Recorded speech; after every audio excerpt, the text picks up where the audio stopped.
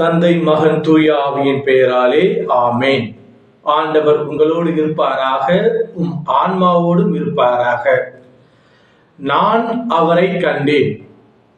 இறையேசுவில் பிரியமுள்ள இறை சொந்தங்களே, யோவான் எழுதிய நற்செய்தி 20வது அதிகாரம் வசனங்கள் 11 - 19 முடிய உள்ள வசனத்தில், மகதல மரியா காலையில் கல்லறைக்கு செல்கின்றார் இயேசுவை காண்பதற்காக. ஆனால் அவருடைய உடல் அங்கு இல்லாததை கண்டு அதிர்ச்சி அடைந்து அழுகின்றார். அப்பொழுது ஆண்டவர் அவருக்கு தோன்றி, பெண்ணே, ஏன் அழுகின்றாய் என்று கேட்கின்றார். அதற்கு அவர் ஆண்டவரை ஒரு தோட்டக்காரர் போல் நினைத்துக் கொண்டு, ஐயா, அவரை எங்கே வைத்தீர் என்று சொல்லும், நான் அவரை தூக்கி கொண்டு செல்கின்றேன் என்று கூறுகின்றார். அப்பொழுது ஆண்டவர் அவருக்கு தோன்றி, நான் தான் என்று தன்னை வெளிப்படுத்துகின்றார்.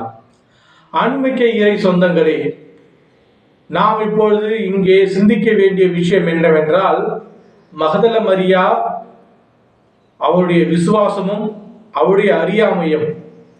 முதலாவதாக, அவரால் இயேசுவை கண்டுகொள்ள முடியவில்லை.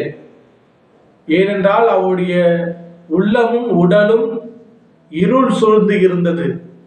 பின்பு அவரை கண்டுகொண்டவுடன் அவர் கூறிய வார்த்தை, நான் ஆண்டவரை கண்டுகொண்டேன் என்று அவர் தன்னோடு மட்டும் வைத்துக் கொள்ளாமல் அதை வேகமாக சென்று தன்னுடைய சீடர்களுக்கும் அறிவிக்கின்றார். ஒரு பெண்ணுக்கு எவ்வளவு தைரியம் இருந்தால், அவரை எங்கே வைத்தீர்கள், நான் அவரை தூக்கி கொண்டு செல்கின்றேன் என்று சொல்லும் அளவிற்கு அந்த விசுவாசம் இருக்கிறது, தைரியம் இருக்கிறது என்று பார்க்க வேண்டும். அவர் இயேசுவின் மீது அந்த அளவு பற்று வைத்திருந்தார்.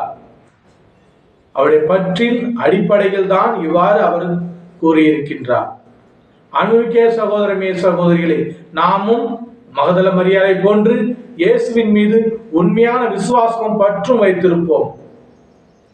நம்முடைய எண்ணங்கள், சிந்தனைகள் அனைத்தும் தவறாக இருந்தாலும் இயேசுவின் மீது விசுவாசம் கொண்டு அவரை நாடி தேடி வருகின்ற பொழுது அவர் நமக்கு முழுவதுமாக தம்மையே வெளிப்படுத்துவார் என்ற நம்பிக்கையோடு இந்த புதிய நாளை தொடங்குவோம். அவர் சொன்னது போல நாமும் நம்ம நற்செய்தியை உலகமெங்கும் பரப்ப அதற்கான அருளையும் ஆசிரியையும் அவரிடமிருந்து வேண்டிக் கொள்வோம்.